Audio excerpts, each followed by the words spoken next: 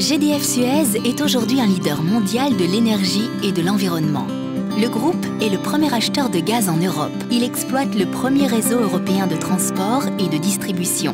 Il est le deuxième producteur français et le cinquième acteur européen de l'électricité, le premier acteur du gaz naturel liquéfié et du service à l'énergie, le deuxième fournisseur d'eau et de propreté dans le monde.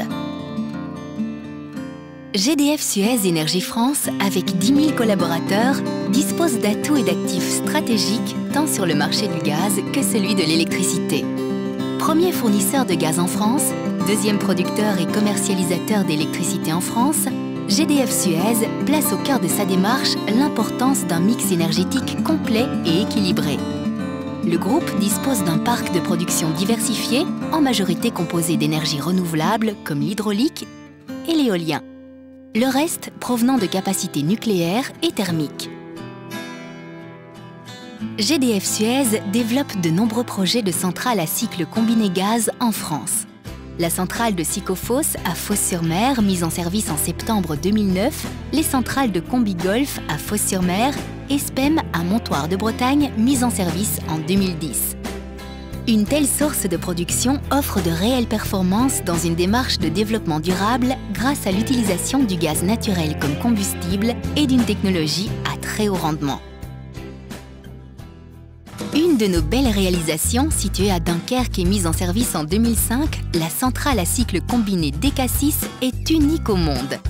Dès sa construction, près de 17 millions d'euros ont été consacrés à la protection de l'environnement.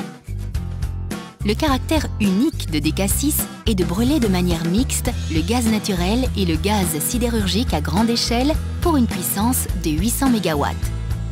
DK6 permet de recycler près de 5 milliards de mètres cubes de gaz sidérurgique, des sous-produits de la production d'acier, habituellement brûlés dans l'atmosphère. Transformés en électricité, ils alimentent en partie l'usine d'ArcelorMittal qui se trouve à proximité de la centrale. DK6 est particulièrement performante avec un rendement supérieur de près de 50% à celui d'une centrale classique. Comment ça marche?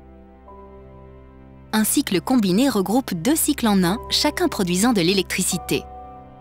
Au premier cycle, la combustion se fait dans la chambre de combustion de la turbine à gaz.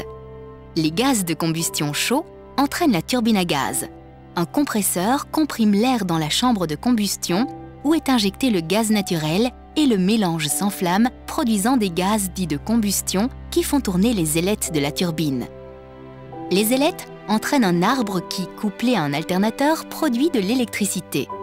Un transformateur élève la tension du courant pour pouvoir l'injecter sur le réseau électrique. Au deuxième cycle, les gaz de combustion qui sortent de la turbine à gaz sont envoyés dans une chaudière de récupération. Des serpentins d'eau sont chauffés par ces gaz et l'eau est transformée en vapeur sous l'effet de cette chaleur. Alors seulement les gaz, dont 86% d'air, 9% de vapeur d'eau et 4% de CO2, sont rejetés dans l'atmosphère par la cheminée. La vapeur chaude, à son tour, entraîne une turbine, dite à vapeur, elle-même couplée à l'alternateur, qui produit de l'électricité une seconde fois. La vapeur sortant de la turbine, et qui a perdu la majeure partie de son énergie, est envoyée dans un condenseur afin de redevenir de l'eau qui repartira vers la chaudière de récupération. Le condenseur est lui-même refroidi par de l'air, tour aéro-réfrigérante, ou par de l'eau de mer, comme sur la majorité de nos centrales en France.